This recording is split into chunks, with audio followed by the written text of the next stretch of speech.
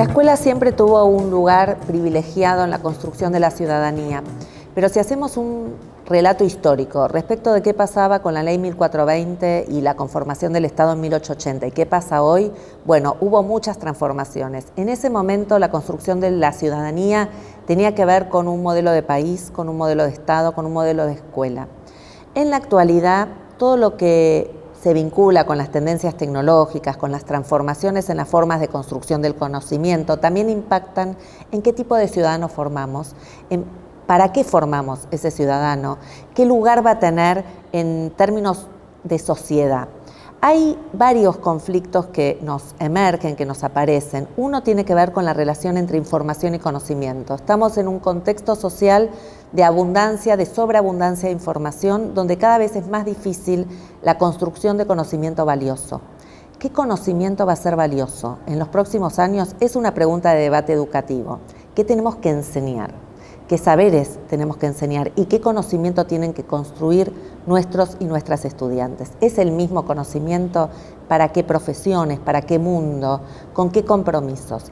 La otra cuestión que tiene que ver con la emergencia de metatecnologías como la inteligencia artificial generativa nos provoca preguntas respecto de la ciudadanía en otro término, no solo en un sentido epistemológico, sino también en un sentido ético, en un sentido político. ¿Qué sucede con nuestros datos? ¿Qué conciencia hay de la huella digital que dejamos? ¿Qué va a pasar con aquellas respuestas que tienen que ver con una generación de textos que ya la misma herramienta provoca? ¿Qué hace ahí el aprendizaje? ¿Qué se hace desde el punto de vista del aprendizaje? ¿Aprende nuestro estudiante? ¿Aprenden cuando usan estas tecnologías? Hay ahí otra pregunta que tiene que ver con el uso crítico de estas metatecnologías que pone en jaque el lugar del aprendizaje. ¿Qué aprendizajes tenemos que generar? Y si pone en jaque los aprendizajes, pone en jaque la enseñanza. ¿Qué docentes queremos? ¿Qué docentes para qué escuela? ¿Para qué tipo de conocimiento y con qué usos críticos de estas tecnologías? Entonces, tanto en términos epistemológicos como en términos éticos, lo que nos provoca es qué pasa con los sujetos hoy, cómo usan los datos, qué condiciones aceptan de estas tecnologías, qué delegan en estas tecnologías de ejercicio cognitivo, qué margen hay para la creatividad, qué sucede con el plagio, qué sucede con esto que menciono, estos aprendizajes genuinos, y qué experiencias tenemos que promover, que provocar para que estos sujetos adquieran no solo una conciencia crítica, una ciudadanía digital crítica, sino que también un compromiso con un mundo distinto, que es el mundo en que no sabemos qué va a pasar, un mundo muy provisional. Estamos quizás con menos claridad respecto de esta ciudadanía. Me parece que hay más interpelación acerca de qué significa ser ciudadano hoy. Y no estamos anticipando qué tipo de problemas vamos a tener en relación con estos usos de estas tecnologías, con estos desarrollos que van emergiendo, con nuestros tiempos libres, nuestros tiempos de ocio, nuestros procesos de autonomía, y hay un montón de cuestiones ahí que repercuten en la ciudadanía.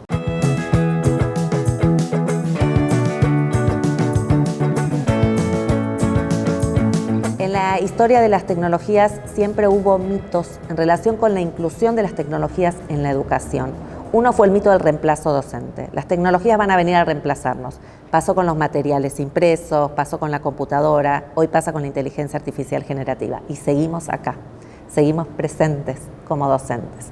A mí me parece que hay ahí varios hilos, varias aristas. Por un lado, hay que entender cómo funciona la tecnología.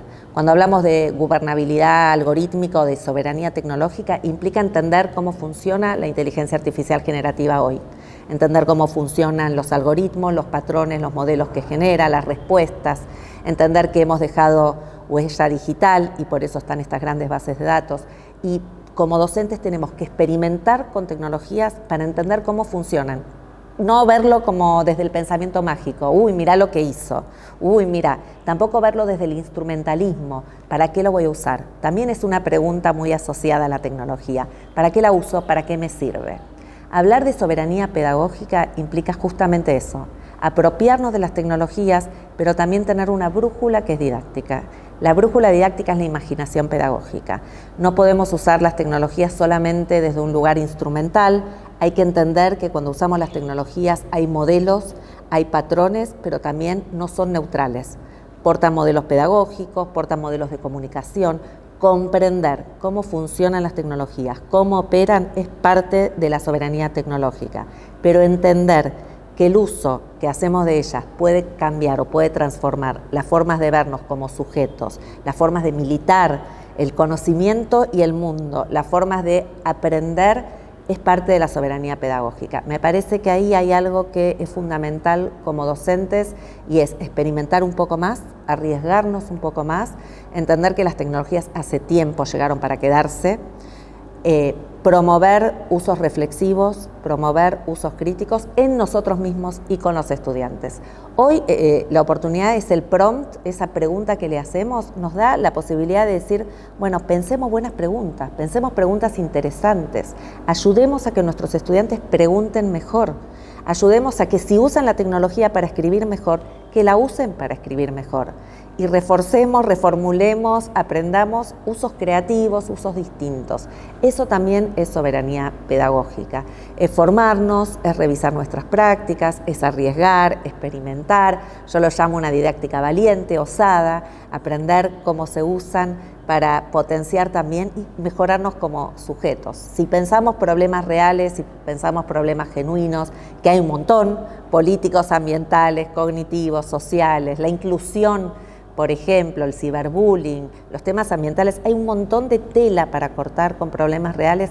Bueno, demos lugar a una imaginación pedagógica que promueva prácticas inclusivas con tecnología, pero con una mirada puesta en aprendizajes, no en rendimiento. No importa si rinden bien un examen, importa que aprendan.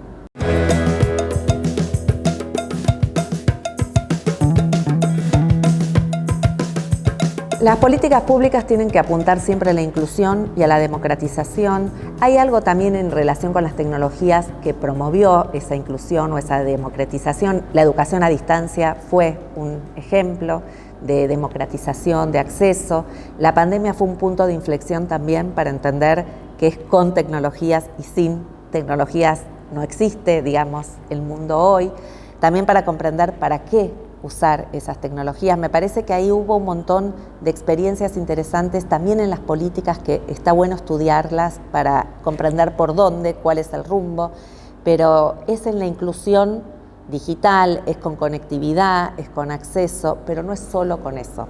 Me parece que si nos quedamos en la brecha digital, no estamos mirando la brecha de género que hay en relación con las tecnologías, no estamos mirando otras invisibilidades. Por ejemplo, el tema de la brecha cognitiva, estudiantes que no tienen herramientas para aprender mejor. También a esos estudiantes, a esas estudiantes los estamos dejando de lado, porque las herramientas hoy para sobrevivir en un mundo que cambia tan vertiginosamente, tienen que poner el foco en qué capacidades, qué habilidades necesitamos que estos jóvenes tengan, en las que se fortalezcan estos jóvenes. Entonces, ¿qué herramientas les estamos dando para tener un futuro? Cuando digo que el futuro es un derecho, es pensar ese derecho al futuro, es revisar el sentido de la escuela, es revisar la formación docente, qué docentes nos estamos formando de manera permanente, es pensar qué currículum. ¿Hace falta todo ese contenido? ¿Qué es relevante de ese contenido? Cuando decimos que hay dificultades en construir conocimiento original, construir conocimiento relevante, cuando hay sobreabundancia de información, cuando nuestros estudiantes pueden buscar en repositorios, en TikTok, en un montón de lugares, cuando la información está fragmentada y está realmente desmaterializada en lo digital, ¿qué les estamos ofreciendo a estos estudiantes? ¿Qué experiencias valiosas les estamos ofreciendo? Esto es una política integral.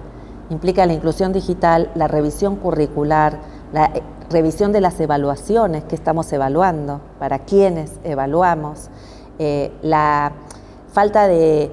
Hablamos del sesgo en inteligencia artificial generativa y no hablamos del sesgo nuestro pedagógico, que es reducir enseñanza a explicación y aprendizaje a rendimiento. Esos también son sesgos. Implica una mirada política que integre la formación docente, el currículum, la inclusión digital, la inclusión cognitiva, esas brechas, que incluya también en términos de territorialidad aquellos que están más alejados, que los acerque, que implica la construcción de una comunidad de práctica, que se piense, que se genere, que se fortalezca con estas experiencias.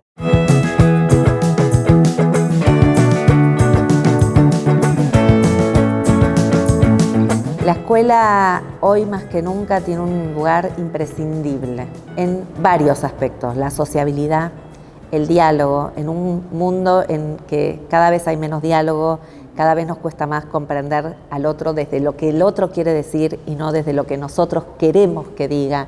Un diálogo genuino y auténtico, valores que tienen que ver con una ética y un compromiso con el mundo en que vivimos, con los problemas que tenemos que resolver como humanidad, problemas ambientales, problemas de inclusión y sobre todo generar experiencias valiosas, experiencias que generen esta empatía, que generen diálogo, que generen valores, que generen también conocimiento valioso, que generen habilidades, pero es adentro, es con esas experiencias y definir y decidir que no son todas las experiencias, son pocas, pero que esas pocas valgan la pena.